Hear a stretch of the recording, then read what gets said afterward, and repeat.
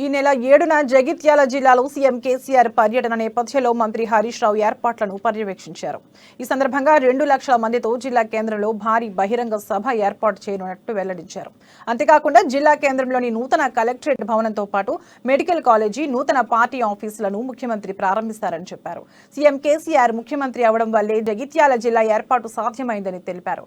BJP blackmail రాజకీయాలకు పాల్పడుతుందన్న మంత్రి ED, IT దాడులతో తమను బెదిరించలేరన్నారు.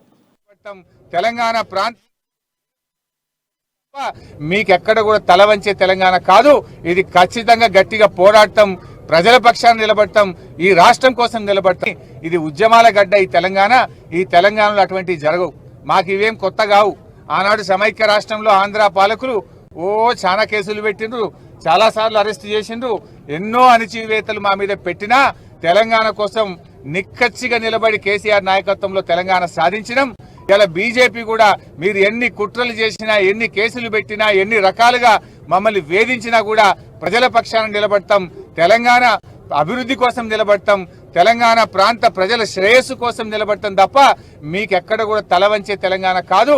ఇది ఖచ్చితంగా గట్టిగా పోరాడతాం, ప్రజల పక్షాన నిలబడతాం, ఈ రాష్ట్రం కోసం నిలబడతాం. మీకు రాష్ట్రం కాదు.